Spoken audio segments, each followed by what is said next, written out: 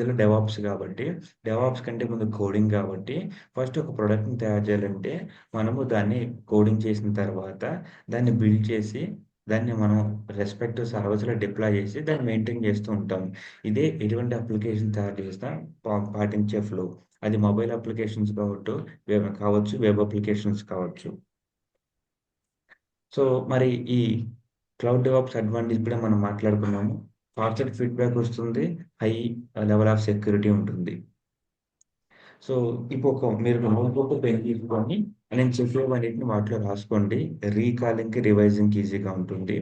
So, మనం as I mentioned only నేను ఆటోమేషన్‌లో highest focus పెడతాను. ఎందుకంటే డెవాప్స్‌కి core concept automation, time saving. కాబట్టి మనం షెల్ స్క్రిప్ట్‌తో మనం స్టార్ట్ చేద్దాము. ఈరోజు మీకు అందరికీ విండోస్ ల్యాప్‌టాప్ ఉందనుకుంటున్నాను. సో, అందులో ఎలా గిట్ బాష్ ఇన్‌స్టాల్ చేయాలి, అందులో షెల్ స్క్రిప్ట్స్ కమాండ్స్ ఏ విధంగా రన్ చేయాలో చూపిస్తాను. ఏమైతే మన కమాండ్స్ ఈరోజు రన్ చేస్తామో వాటిని బుక్‌లో రాయండి. ప్రాక్టీస్ కూడా చేయండి. సో, షెల్ స్క్రిప్ట్ ఎందుకు డైరెక్ట్ స్టార్ట్ చేస్తానంటే డెవాప్స్, క్లౌడ్ ఇవన్నీ బేసిక్స్‌కే వెళ్ళాలి అంటే నో. నేను అందరిలాగా అన్ని బేసిక్స్‌కి వెళ్ళను. ఏదైతే కోర్ సబ్జెక్ట్ ఉంటదో ఆ కోర్ మూలానికి నేను వెళ్తాను. కాబట్టి మీరు కాన్ఫిడెన్స్ ఉంచండి. మీకు పర్ఫెక్ట్‌గా క్లౌడ్ డెవాప్స్ అనేది క్లియర్‌గా అండర్‌స్టాండ్ అవుతుంది. మనం షెల్ స్క్రిప్ట్‌తో స్టార్ట్ చేద్దాము. సో, షెల్ స్క్రిప్ట్ అనేది లైనక్స్ ఆపరేటింగ్ సిస్టమ్‌లో వర్క్ అయ్యే మెథడ్. సో, లైనక్స్ ఆపరేటింగ్ సిస్టమ్‌లో మనం కమాండ్స్ వాడితే అప్పుడు ఈ షెల్ స్క్రిప్ట్ మనం చేసుకోవచ్చు. అయితే విండోస్‌లో కూడా దీన్ని వాడుకునే ఫెసిలిటీ ఒక టూల్ ద్వారా వచ్చింది. ఆ టూల్ పేరే గిట్ బాష్. గిట్ అనేది ఏంటో నేను తర్వాత చెప్తాను. బట్ గిట్ బాష్ అనే పేరు గుర్తుపెట్టుకోండి. ఈ గిట్ బాష్‌లో మనం ఈ షెల్ స్క్రిప్ట్ కమాండ్స్‌ని రన్ చేస్తాము. ఈ గిట్ బాష్ అనేది లైనక్స్ ఎన్విరాన్మెంట్‌ని మనకి ప్రొవైడ్ చేస్తుంది. ఇప్పుడు గిట్ బాష్ ఏ విధంగా ఇన్‌స్టాల్ జేయాలి? దాంట్లో ఎలాంటి కమాండ్స్ వాడాలి అనేది చూద్దాం. మీ బ్రౌజర్‌లో డౌన్‌లోడ్ గిట్ బాష్ అని టైప్ చేయండి. చేస్తే ఈ పేజ్ వస్తుంది గిట్ ఎస్‌సి అని. దాని మీద క్లిక్ చేస్తే ఈ పేజ్ వస్తుంది.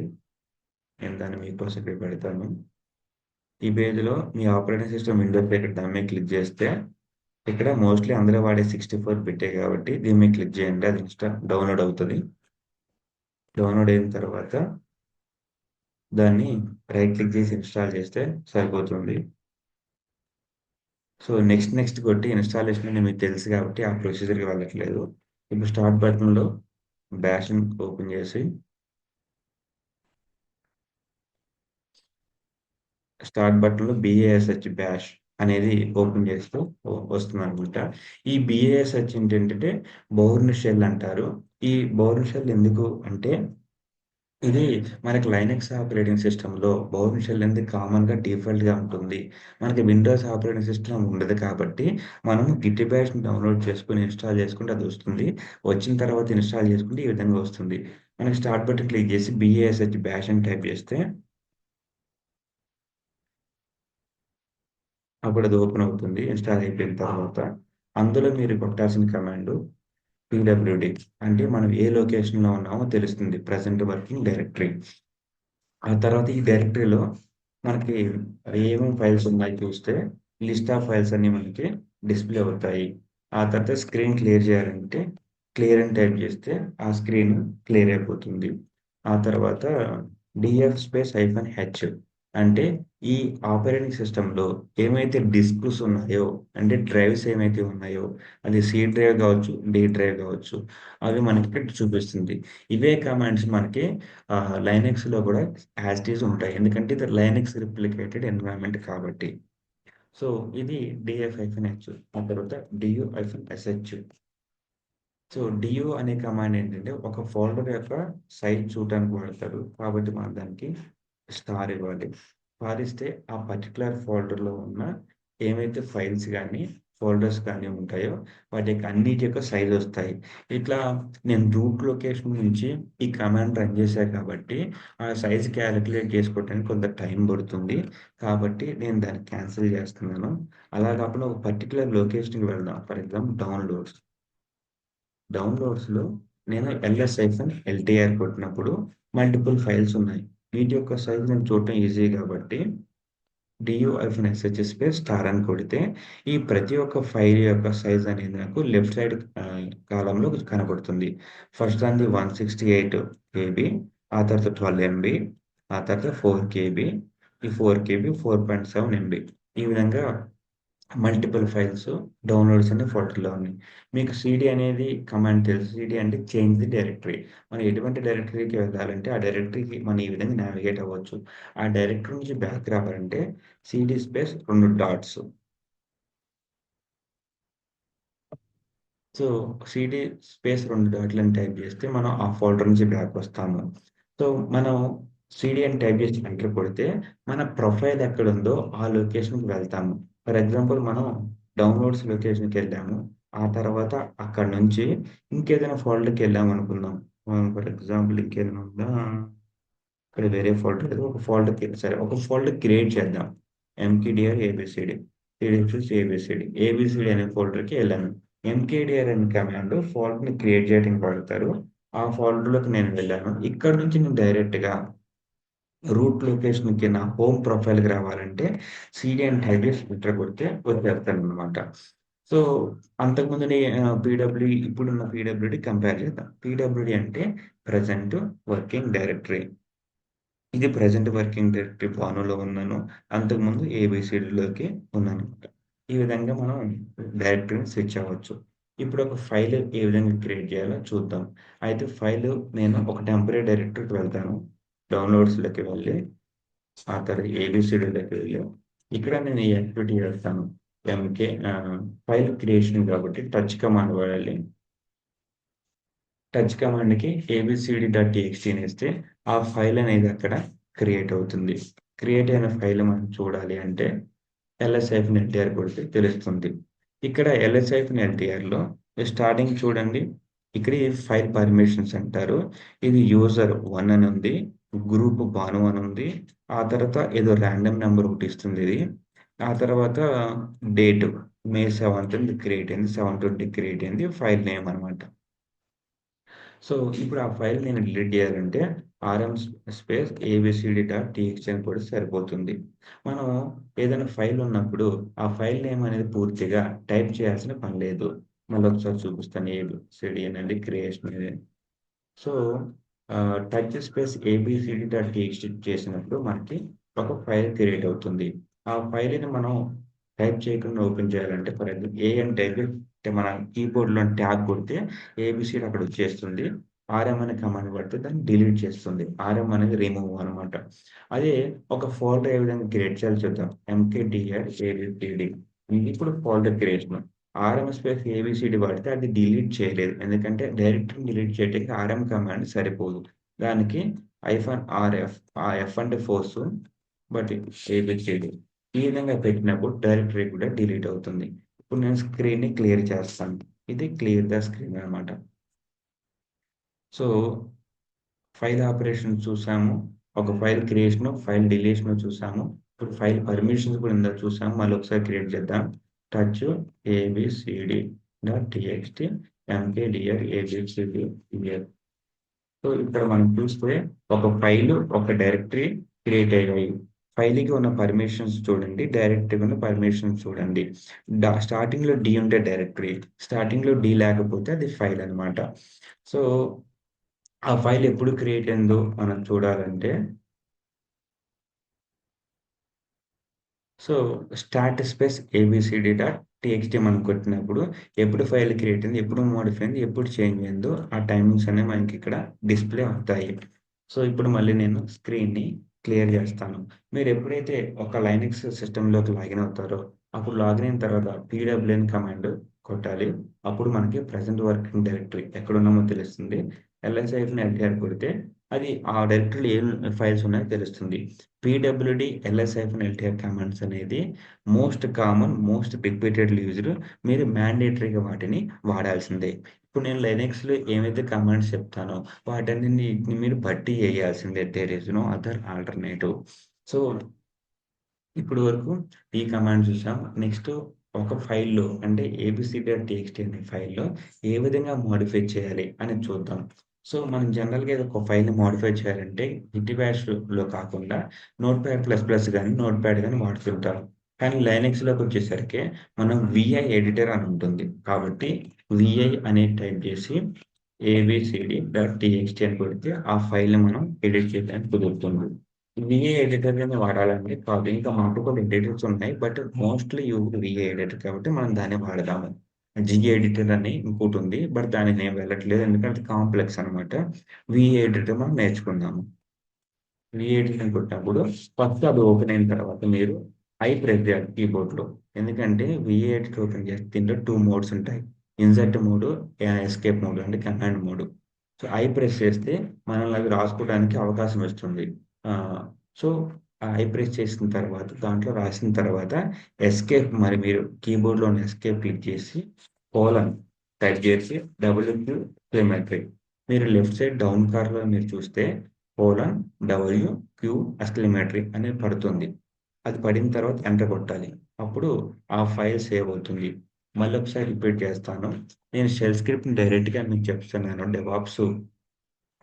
డెవాప్స్‌లో ఎందుకంటే మెయిన్‌గా ఇది రాకుండా మీరు ఎటువంటి పనులు చేయలేరు కాబట్టి నేను డైరెక్ట్‌గా దీంతోనే స్టార్ట్ చేస్తున్నాను.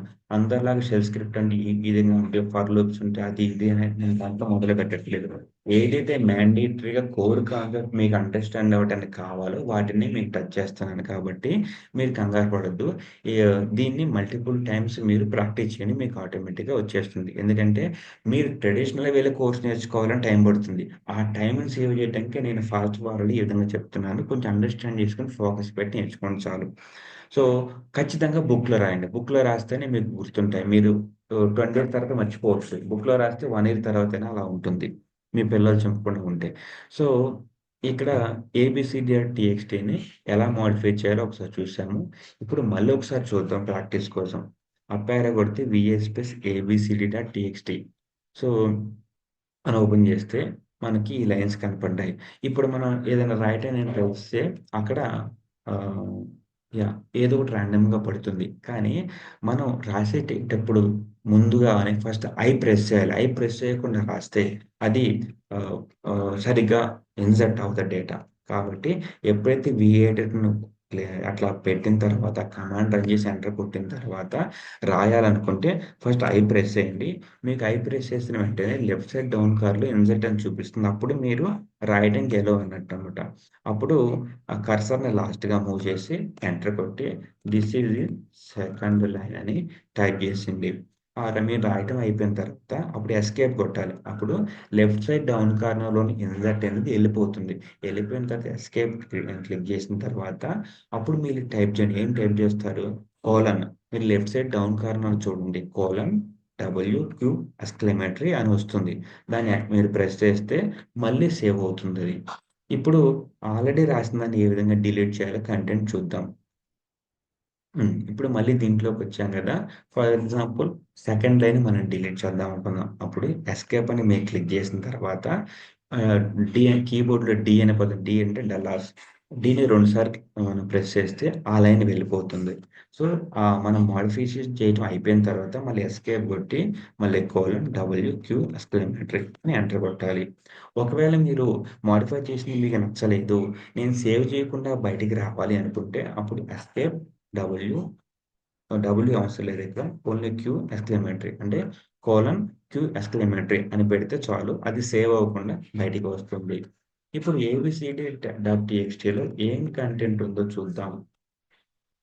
సో, ఇక్కడ మనం క్యాట్ అనేది ఒక ఫైల్‌లో ఉన్న కంటెంట్‌ని బయటికి చూపించడానికి ఉపయోగపడుతుంది. కాబట్టి క్యాట్ స్పేస్ ఏబీసీడీ.టీఎక్స్టీ అని కొడితే ఆ ఫైల్ కంటెంట్ అనేది మనకి డిస్‌ప్లే అవుతుందక్కడ. ఇప్పుడు మనది క్లియర్ స్క్రీన్ అంటే స్క్రీన్ క్లియర్ చేయడానికి కమాండ్ వాడదాం. లైఫ్ హైఫెన్ ఎల్‌టీఆర్ ఏమేం ఫైల్స్ ఉన్నాయో ఇక్కడ చూద్దాం. సో, హ్మ్. ఇంతవరకు చూసిన తర్వాత మనము ఒక లైనక్స్ ఆపరేటింగ్ సిస్టమ్‌లోకి లాగిన్ అయినప్పుడు, ఆ లైనక్స్ ఆపరేటింగ్ సిస్టమ్ ఉన్న ఫీచర్స్‌ని ఏ విధంగా చూడాలనేది మనం చూసాం. అంటే -హెచ్ కొడితే ఆ డిస్క్ స్పేస్ అనేది వస్తుంది.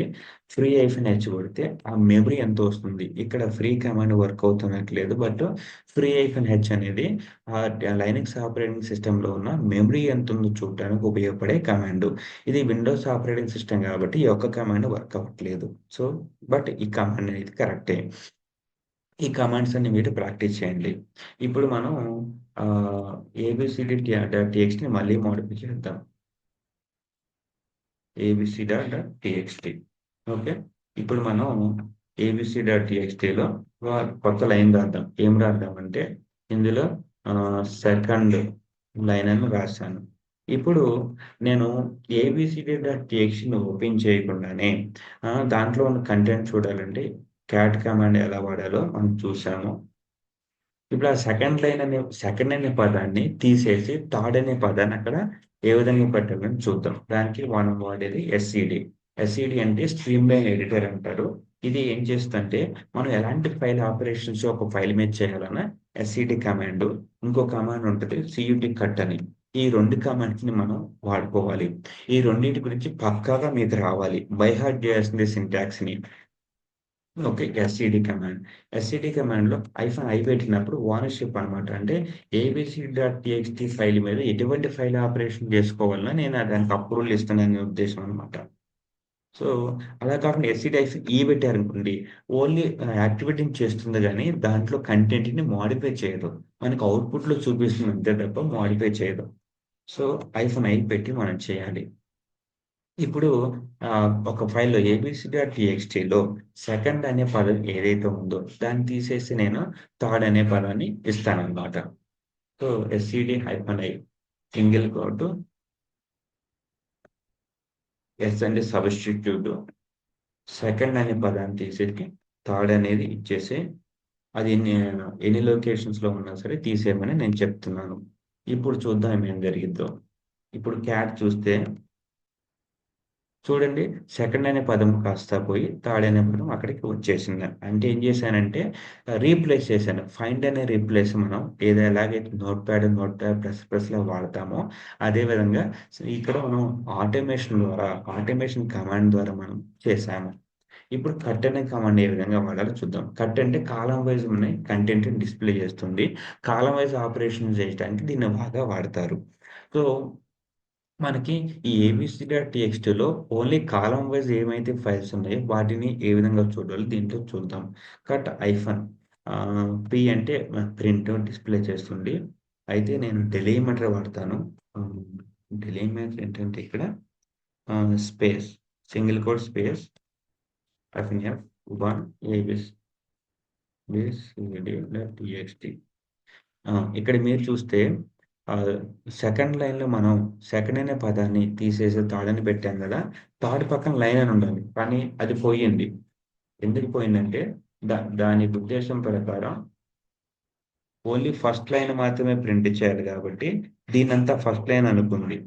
ఎందుకనుకుంది? స్పేస్ కంటే ముందున్నది మాత్రమే ఫస్ట్ లైను. స్పేస్ తర్వాత ఉన్నదంతా సెకండ్ లైన్ అని దాని ఉద్దేశ్యం. ఎందుకంటే ఇక్కడ సింగిల్ కోట్స్ లోపల మనం డెలిమిటర్ పాస్ చేసాం గాబట్టి, అది ఓన్లీ ఫస్ట్ లైన్ మాత్రమే ప్రింట్ చేసింది. సో, ఇంతటితో ఈరోజు కమాండ్స్ ఆపేస్తాను. ఈరోజు సెషన్ ఆపేస్తాను. సో, మీరు ఇప్పటి వరకు చెప్పిన కమాండ్స్‌ని బాగా రెగ్యులర్‌గా ప్రాక్టీస్ చేయండి. మ్యాండేటరీగా ఈరోజు బుక్‌లో రాయండి. సో, ప్రాక్టీస్ అనేది సెకండరీ. ప్రైమరీ బుక్‌లో రాయటం. ప్రాక్టీస్ అనేది సెకండరీ అనమాట. సో, ఈ రికార్డింగ్ కూడా మీకు పంపిస్తాను. ఏదైనా పాయింట్ మిస్ అయితే రికార్డింగ్ విని, ఈ కమాండ్స్‌ని దాంట్లో రాసుకోండి బుక్‌లో. నేనెందుకు కొంత ఫాస్ట్‌గా చెప్పేసానంటే, మీ టైం సేవ్ జేయటానికి. ఈ రికార్డింగ్ మీ చేతిలో ఉంది కాబట్టి, ఈ రికార్డింగ్ విని, ఆ స్టెప్స్ ప్రాక్టీస్ జేసి ముందు బుక్‌లో రాయండి. ఓకే. ఏమైతే ఇంపార్టెంటో మీ క్లౌడ్ డెవలప్స్‌కి అది మాత్రమే నేను చెప్తాను. ఎందుకంటే, మొత్తం కోర్స్ చెప్పాలంటే చాలా కంటెంట్ ఉంది. మీరు ఎక్కడ ఇంటర్నెట్‌లో ఓపెన్ చేసుకున్న హ్యూజ్ కంటెంట్ ఉంది. ఆ కంటెంట్ అంతా మీ బ్రెయిన్‌లోకి ఇప్పుడే వెళ్ళరు. పంపించేది గాదు. అది నిదానంగా step by step based on the experience, based on the scenarios మీకొచ్చేస్తది. సో, దానికి నాకు ఇబ్బంది లేదు. మీకేంటంటే కోర్ కంటెంట్ ఏదైతే ఉందో, కోర్ సబ్జెక్ట్ ఏదైతే ఉందో అది నేను మీకు ఇస్తే చాలు. కాబట్టి నేను రన్ టైమ్‌లో నేను డైలీ బేసిస్ ఏమైతే వాడుతానో అవే మీకు చెప్తున్నాను. మీరది నేర్చేసుకోండి. అదొచ్చేస్తే రెగ్యులర్ ఎక్స్‌పీరియన్స్‌లో మిగతా కంటెంట్ అంతా నీకొచ్చేస్తుంది. కాబట్టి ఈరోజు మనం షెల్ స్క్రిప్ట్ స్టార్ట్ చేశాము. షెల్ స్క్రిప్ట్ బేసిక్స్ స్టార్ట్ చేశాము. ఇందులో లైనక్స్‌లో ఆపరేటింగ్ సిస్టమ్‌లో ఏవైతే కమాండ్స్ మనం రెగ్యులర్‌గా వాడతామో వాటన్నిటిని మీకిచ్చాను. ఇంకా కొన్ని ఉన్నాయి. అవి రేపు చూద్దాము. ఈ రోజు వరకి ముందు ముఖ్యంగా బుక్‌లో రాయండి. బుక్‌లో రాసిన వాటిని ప్రాక్టీస్ చేయండి. బుక్‌లో రాయటం ఫస్ట్ ప్రయారిటీ. ప్రాక్టీస్ చేయటం సెకండ్ ప్రయారిటీ. బట్ రెండిటిని మిస్ చేయొద్దు. యాహ్! Thanks for joining.